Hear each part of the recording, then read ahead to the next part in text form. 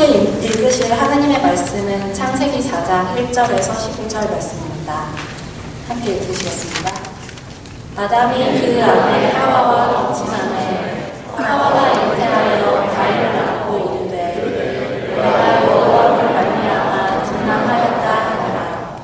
그가 또 가인의 아우 아벨을 낳았는데 아벨은 양치는 자였고 가인은 농사짓는 자였거나 세월이 지난 후에 가인은 땅의 소산으로 재물을 삼아 여호와께 드렸고 아벨은 자기도 양의 첫 새끼와 그 기름으로 드렸더니 여호와께서 아벨과 그 재물을 멸망하셨으나 가인과 그 재물을 멸망하지 아니하신지라. 가인이 심히 분하여 안색이 변하니 여호와께서 가인에게 이르시되 내가 분하여 함은 어찌니며 안색이 변함은 어찌니뇨. 내가 선을 행하면 어찌 낯을 들지 못하겠느냐. 선을 행치 아니하면 죄와 은혜에 엎드리느니라. 죄의 소원은 내게 있으나 너는 죄를 다스릴지니라.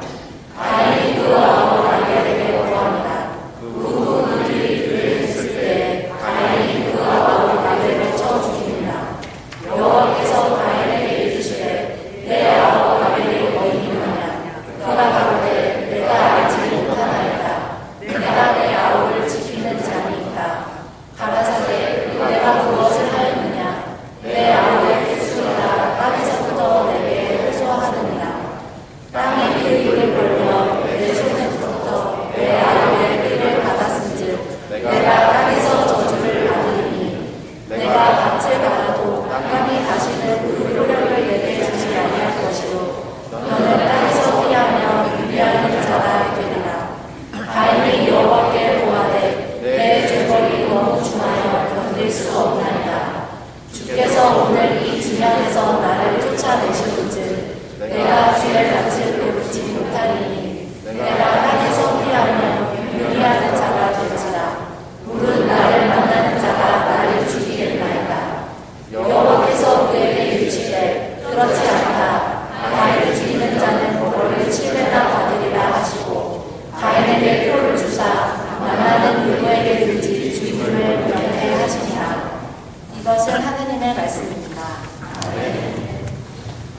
함께 기도하겠습니다. 하나님, 이 시간 우리가 함께 하나님께서 우리에게 주신 말씀 읽었습니다. 또한 들었습니다. 머릿속으로 떠올려 보았습니다.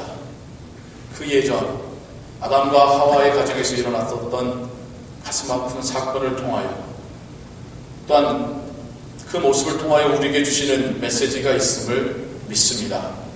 계속해서 이 말씀 묵상해 갈 때에 우리로 깨닫게 하시고 우리 삶 가운데 이 메시지가 우리에게 지혜가 되게 하시고 또한 결단이 되게 하여 주옵소서. 예수 그리스도의 이름으로 기도하옵나이다. 아멘. 우리가 함께 성경 안에 기록된 사람들의 이야기들을 지난주부터 시작하면서 보아가고 있습니다. 지난주 우리가 누구를 보았었죠? 아담과 하와.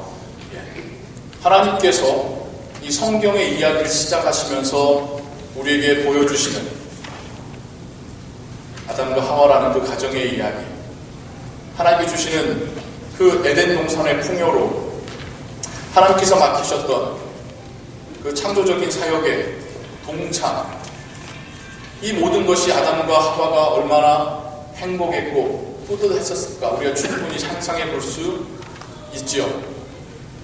그러나 그들에게 사단의 유혹이 다가왔을 때 하나님처럼이라고 하는 더 지혜로워지고 더 높아지고자 하는 그 마음을 자극했을 때에 그들이 또한 하나님과의 약속을 어기고 하나님의 권위에 대항하는 그런 죄를 범하는 모습.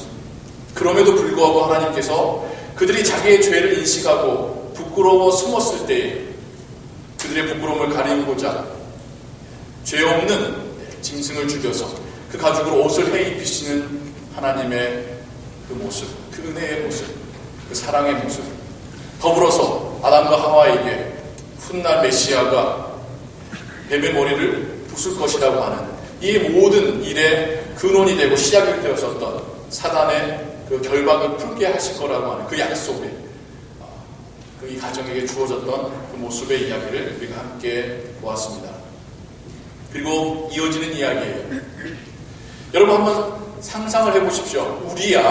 오늘날 우리야 그 아담과 하와로부터 얼마나 긴 인간의 세월이 있었는지, 예수님께 오시기까지 어떠한 스토리들이 있었는지를 알기 때문에 하나님께서 아담과 하와에게 주셨던 그 약속이 지금 당장이 아니라 훗날 오실 메시아에 대한 예언이고 약속이었음을 우리는 알죠. 아담과 하와는 그렇지 않죠. 자기들이 받았고, 그러니까 당연히 자기들이 낳은 아들이 하나님께서 약속하신 그 아이겠거니라고 생각할 수밖에 없지요. 에덴 동산에 쫓겨났습니다. 정말 그곳을 추억하면서 얼마나 그립고 얼마나 돌아가고 싶고 무엇보다 얼마나 하나님과의 관계가 회복되기를 원했을까요? 그러다가 진짜 아들을 낳았습니다. 아담과 하와의 이 놀라움과 기쁨은 이루 말할 수 없었을 것입니다. 그래서 탄성을 지르면서 이 아이에게 그 의미를 부여합니다. 하나님께서 낳게 하셨도다. 근데 이 번역은요, 훗날 조금 의역된 번역이에요. 더 정확하게 그냥 그 원래의 의미 단어, 원어 가지고 이야기하자면 내가 하나님과 함께 아들을 낳았다. 혹은 심지어 어떤 신학자는 내가 하나님의 아들을 낳았다 라고 해석할 만한 단어만 쓰여져 있다고 합니다.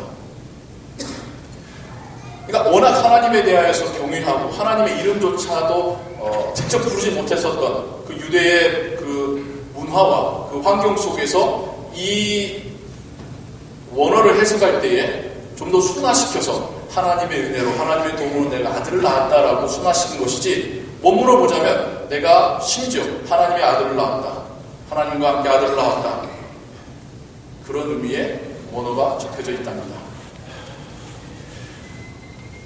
아담과 하와가 생각했었던 이 아이의 의미는 그 아이에게 이름 붙인 그 의미에서 발견할 수 있습니다. 하나님께 약속하신 대로 아들을 낳았구나. 이제 이 아들로 인해서 우리가 다시 에덴 동산으로 들어갈 수 있겠구나. 이 아들로 인해서 이제 우리가 하나님과의 관계가 회복될 수 있겠구나.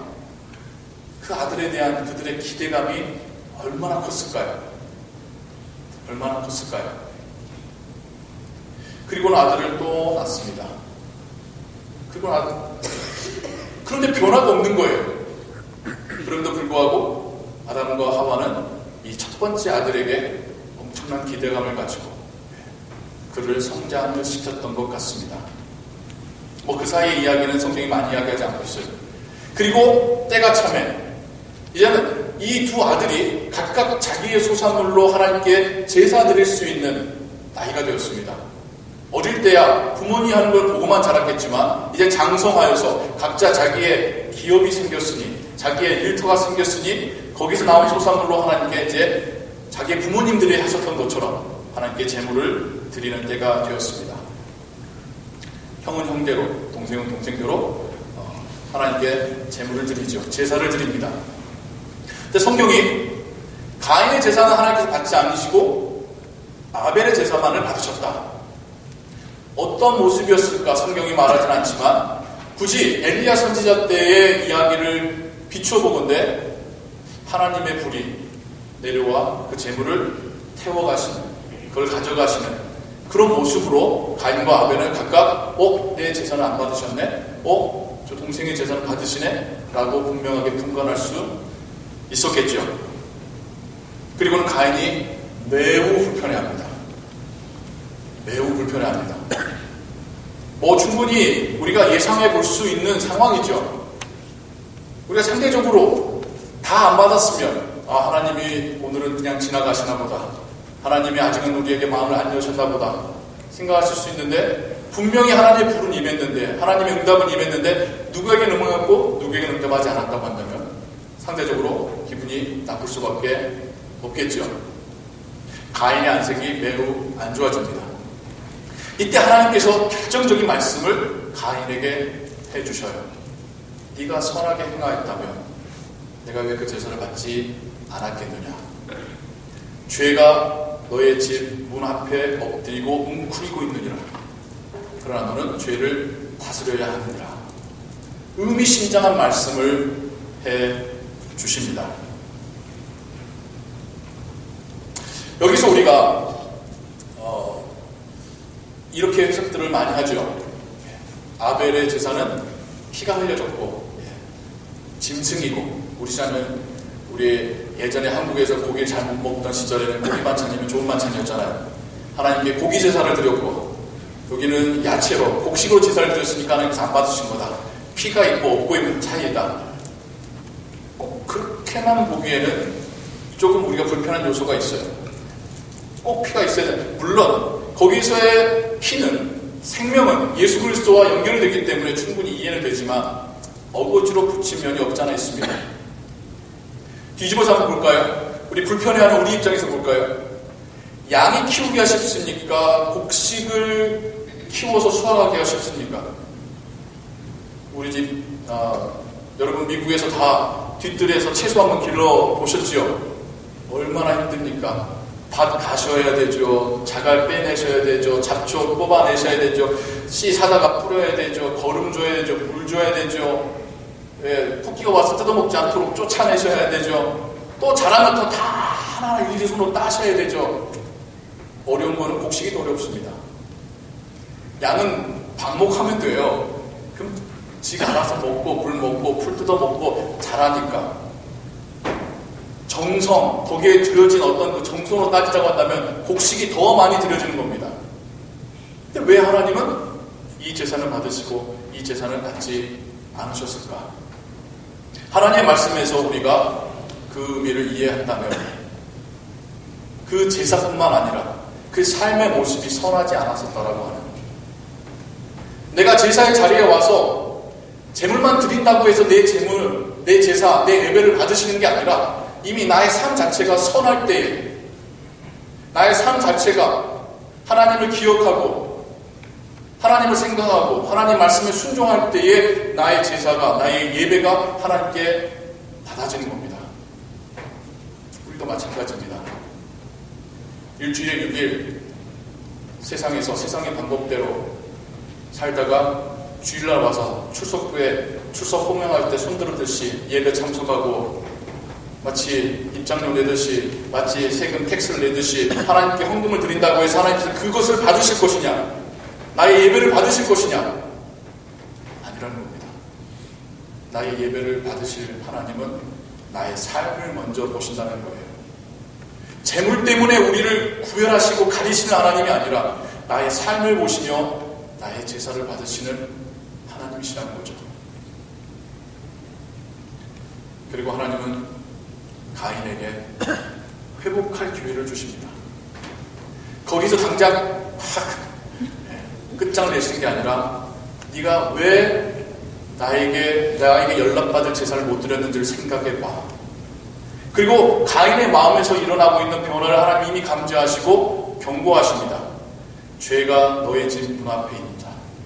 웅크리고, 아직 죄를 지었다는 건 아니지만 죄를 지을 수 있는 지금 여지가 네 안에 있구나.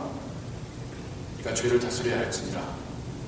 지금 가인의 마음속에 일어나는 그 감정으로 인하여서 죄까지 발전하지 말고 거기서 돌이키고 회개하고 고치라고 하나님께서 기회를 주시고 있는 것이죠.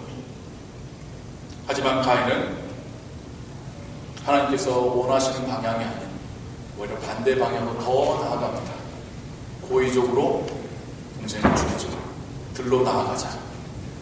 어머니 아버지의 시야에서 벗어나자. 아무도 안 보고 있을 거라고 생각했다. 그러나 하나님께서 보고 계신 그 상황 속에서 가인을 돌로 쳐서 죽입니다. 씩씩거리죠. 하나님께서 묻습니다. 네 아우가 어디 있느냐? 가인이 어떻게 대답합니까? 내가 아우를 지키는 자 아닙니까? 명백한 거짓말이죠. 누구보다도 잘 알고 있지 않습니까? 자기가 죽여서 묻었으니까요. 살인만이 아니라 하나님께 거짓말까지 하고 있습니다.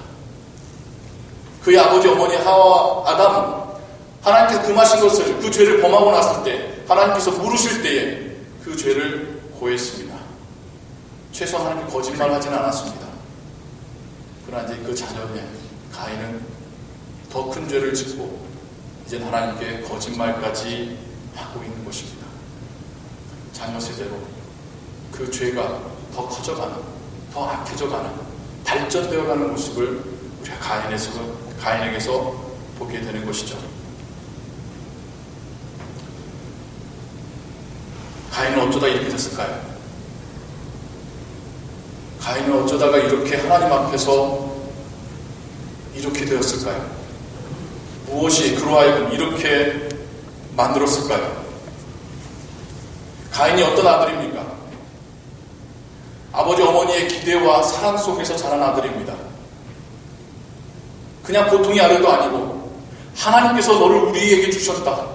하나님께서 너를 통하여서 죄의 문제를 해결하실 것이다. 하나님께서 너를 통하여서 위대한 일을 하실 것이다.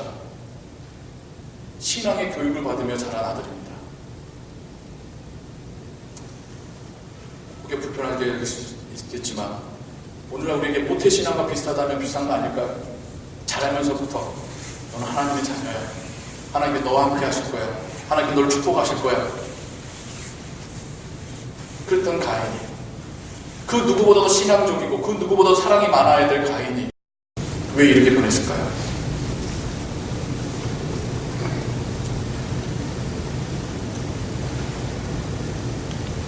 가인의 그 모습에서 우리는 신앙에 나태하고 교만한 우리의 모습을 발견하게 됩니다. 스포일 돼버린 거죠. 나태하다 못해 둔해진 거죠. 교만하다 못해 어리석어진 거죠. 나는 이렇게 해도 돼. 나는 그동안 신앙 안에서 살아왔기 때문에 내가 하는 건 다 신앙적인 거야. 착각하기 시작한 거죠. 우리에게 너무나도 무서운 게 바로 그런 것인 것 같아요. 신앙이 아니라 그냥 문화가 되어버렸을 때, 자연스럽게 기도와 밥 먹기 전에 그냥 기도하는 것이 습관이 되어버렸을 때 감사의 의미는 이미 없고요. 그냥 교회 나와서 메시지 듣고 헌금하고 그게 하나의 나의 문화가 되었을 때, 나만이 아니라 우리 주변 사람들이 다 그렇게 하고 있을 때, 형식적이 되어버렸을 때 우리는 둔감해집니다. 둔감하다 못해 교만해지죠. 내가 이제까지 신앙생활을 몇 년 했는데, 부끄럽고 죄송한 이야기입니다만 오히려 목회자들에게서 그런 모습을 더 많이 발견하죠. 심지어 목회를 성공하셨다는 분에게서 지금 우리가 보면 아니 어떻게 그럴 수 있어? 라고 하는 그 모습이 처음부터 그분이 그랬지는 않았겠죠. 정말 하나님께 은혜 받고 능력을 받아서 세상에서 말하는 성공적인 목회를 해갈 때 점차 그분의 마음속에, 그분들의 마음속에, 그래 하나님께서 이렇게 나와 함께 하시는데 나는 이렇게 이 정도까지는 괜찮겠지. 가인의 모습이 그 안에 나타나기 시작했겠죠. 근데 그것이 바로 죄의 시작이었던 것이고요. 가인은 왜 아벨을 죽였을까요? 가인은 왜 아벨을 죽였을까요?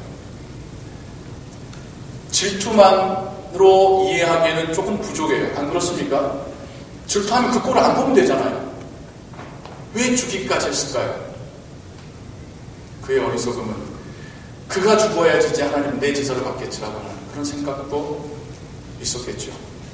하나님과 우리의 관계 속에서 나의 선하지 못한 모습을 고치는 게 아니라 하나님께 은혜 받는 그를 죽임으로 이제 하나님은 내 제사밖에 받은 사람이 없어라고 하는 아주 왜곡된 그런 생각을 하게 된 것이죠. 가인이 말합니다. 제가 아우를 지키는 자입니까? 아우에 대한 일만의 책임감도 느끼지 않는 그의 모습. 아우를 지키는 자여죠. 가족인데요.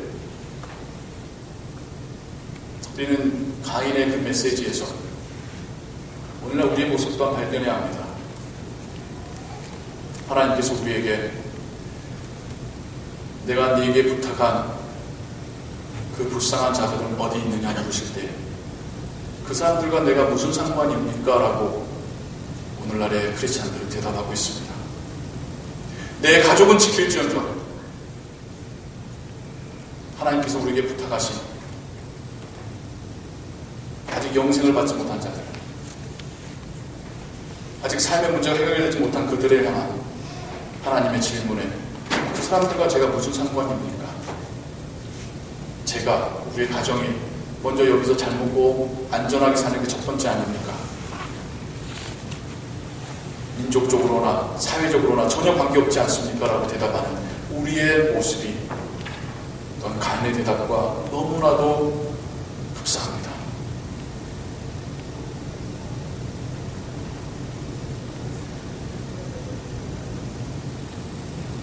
이러한 상황 속에서 하나님의 은혜는 무엇일까요? 먼저 아담과 하와를 생각해 볼까요? 한나란 씨의 두 아들을 다 잃습니다. 하나님께서는 그들에게 아들을 통하여, 자녀를 통하여 소망을 주셨거든요. 근데 그 아들 둘이 한날에 죽고 집을 떠납니다. 부모님으로서의 그 찢어지는 가슴은 얼마나 상심이 크셨을까요? 하나님께서는 그들에게 세 번째 아들, 또 다른 아들을 낳게 하시며 하나님이 주셨던 그 약속을 하나님이 이어가십니다. 하나님이 주신 그 소망의 약속이 그 불씨가 꺼지지 않게 하십니다. 하나님은 가인을 향해서도 은혜를 베풀어 주십니다. 먼저는 그가 범죄하기 전에 그의 잘못을 고칠 기회를 주셨습니다. 네가 선을 행하면 어찌 낯을 들지 못하겠느냐. 선을 행치 아니하면 죄가 문에 엎드리느니라. 죄의 소원은 네게 있으나 너는 죄를 다스릴지니라. 그럼에도 불구하고 죄를 지은 그에게 하나님께서는 그 가정에서 떠나게 하시죠. 그럴 때 그가 덜컥 두려움을 갖게 됩니다. 이제는 부모님에게서부터 떠나고 이제는 하나님의 눈밖에 완전히 났으니 이제는 나는 아주 처절하고 비참한 삶을 살겠구나. 그 상황 속에서 가인이 하나님께 다시 묻습니다. 또 대답을 하죠. 하나님, 제가 받을 고난이 너무 큽니다. 우리가 여기서 좀 이해하기 힘든 부분이에요. 그러니까 하나님께서 어떻게 하시냐면 내가 그렇게 하지 않을 거야. 내가 너로 하여금 부당하게 죽음당하지 않게 할 거예요. 죄를 지었는데 왜 하나님은 그에게 너는 벌받았어! 라고 말하셔도 부족하지 않는데 왜 가인에게 그렇게 말씀해 주실 것인가? 그것은 하나님께서 지금 가인에게 부당한 대우와 고난을 받지 않게 하시겠다라고 하는, 우리가 지은 죄에 대하여서 하나님은 기억하시지만 우리가 하나님께서 우리를 버리실 때에 아주 버리셔서 완전히 짓밟아 죽이시는 하나님이 아니시라는 것을, 그리고 그 다음 장에 하나님은 그 가인의 후손이 큰 민족을 이루게 하신다는 그 기록이 나와져 있습니다. 우리는 고민하죠. 하나님께 죄를 범하여서 하나님께 쫓겨났으면 혼자 살다가 자식도 못 낳고 살다가 결혼도 못하고 살다가 그냥 쓸쓸히 죽어야지 우리가 생각하는 드라마에서 딱 적합한 결말일 텐데 왜 성경은 바로 그 다음에 가인의 후손이 이렇게 커졌다라고 하는 그 기록을 적었을 것인가? 하나님의 은혜입니다. 하나님께서 하신 약속의 실천입니다. 하나님께서는 아담에게 그 수가 증대하여서 이 땅을 채우라 복된 명령 주셨고, 심지어 가인을 향하여서도 하나님은 그 약속을 이루어가고 계시는 것입니다. 하나님은 아벨을 향하여서도 그 은혜를 베푸십니다. 정말 억울하게 죽었죠. 그가 한 거랑 뭐가 있습니까? 하나님께 마음 당하여서 제물 드린 것 뿐입니다. 형 말 순진하게 듣고 따라갔다가 죽임 당한 것 뿐입니다. 하지만 하나님은 그의 억울한 죽음을 기억하시고 그 핏소리의 호소를 들으시고 하나님은 잘못과 잘한 것을 분명하게 따지십니다. 비록 이 세상에서 삶을 마감했을지 모르지만 하나님 앞에 나아갔을 때에 위로를 받았을 것입니다. 더불어서 하나님께서는 아벨의 죽음을 통하여서 우리를 위하여 죽으실 메시아의 죽음을 우리에게 말씀하고 계시는 것입니다. 그의 죽음이 결코 헛된 죽음, 허망한 죽음이 아니라 메시아를 알리는 죽음으로 하나님께서는 그 죽음을 사용하고 계시는 것이죠. 그렇습니다. 오늘 이야기에서 선한 제사를 드리고도 죽임당한 아벨의 모습에서 우리는 선한 사역, 생명을 구하는 사역을 감당하고도 모함과 질투를 받고 죽임당하신 예수 그리스도의 모습을 먼저 찾아볼 수 있습니다. 하나님은 그 핏값을 잊지 않으셨고 그 죽음을, 그 희생을 헛되지 않게 하셨습니다. 마찬가지로 예수 그리스도의 그 죽음을 헛되지 않게 하시는 하나님이 바로 우리의 하나님이십니다. 생명의 제사를 드렸던 아벨은 그 자신이 생명의 제물이 되었고요. 마찬가지로 생명을 구원한 사역하셨던 주님도 그 본인이 생명을 드리는 제물이 되셨습니다. 하나님은 한 가정의 이야기에 그치는 것이 아니라 우리에게 보내실 메시아의 이야기를 그 가정에다가 담고 계시는 것이죠. 좀 전에 우리는 가인의 모습에서 우리의 모습을 살펴보았습니다.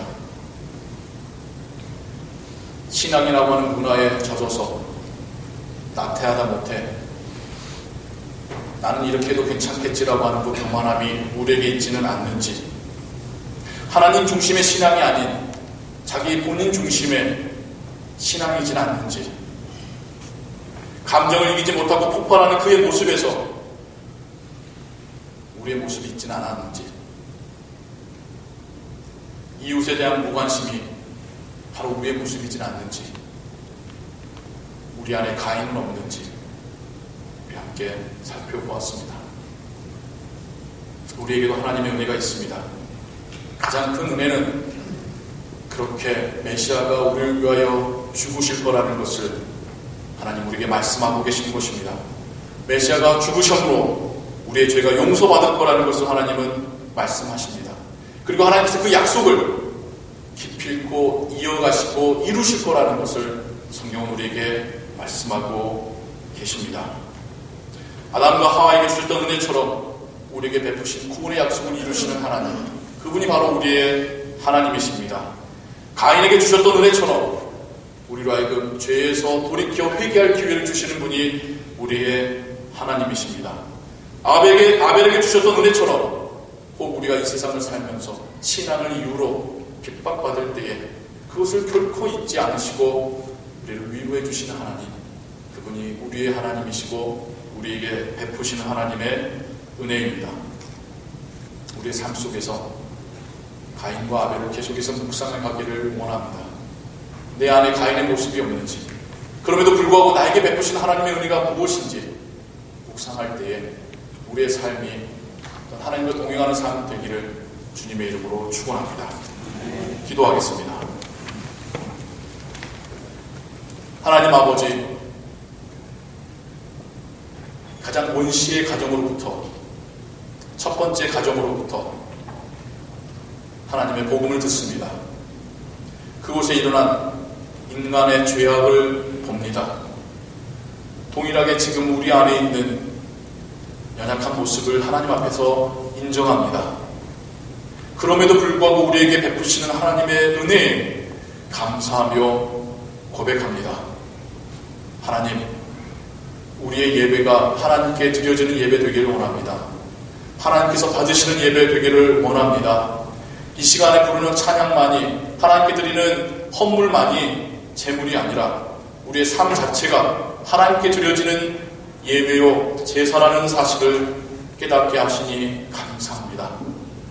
하나님, 더불어서 우리 주변에 우리 이웃을 향한 하나님의 질문에 우리가 어떻게 대답할 수 있는지 스스로를 돌아보게 하시니 감사합니다.